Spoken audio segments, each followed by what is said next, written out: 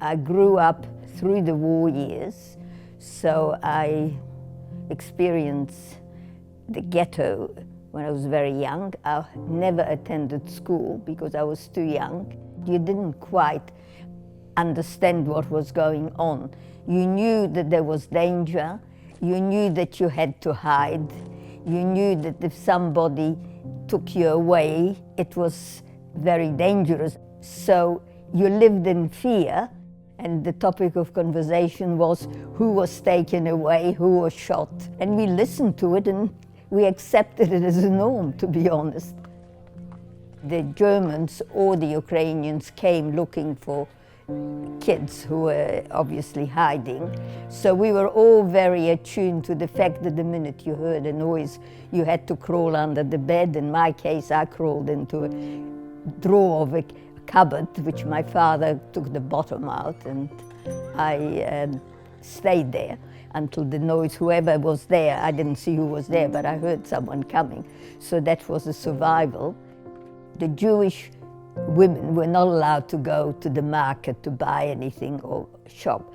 So there were a lot of Polish peasants who used to come and sell goods. One day a lady turned up. She was a janitor of a small block of flats in the middle of the city, and she took a particular liking to my mother. When the news came out that they're closing the ghetto and everybody is being shipped out, she said to my mother, "I want you to come to stay with me." In today's terms, it was a small bedroom, but when my father took me there, Stasia, her name was Stasia, didn't want to accept me because it was very dangerous. My mother said, "Look, she's not going to let me go. If she won't accept me, my mother will leave too." And anyway, she relented and she said I could stay. And she let my father stay too, so there were us three and her living in that apartment. We were there for about 2 years until the end of the war.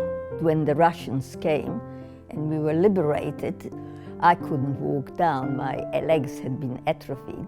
My father had to carry me down because I simply couldn't manage the stairs. Except for miracles, I honestly cannot say why it was that we survived, why it was that Stasia wanted to keep us at risk to her life, because she really didn't get anything out of it. I suppose we all want to feel important and we want to feel good.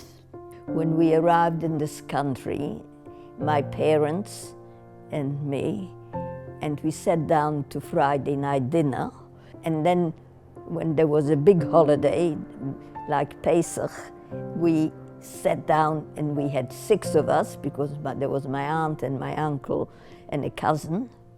And when I look today, that when I sit down and there are 17 of us around the table, I think it's a proof to resilience and the fact that we will survive.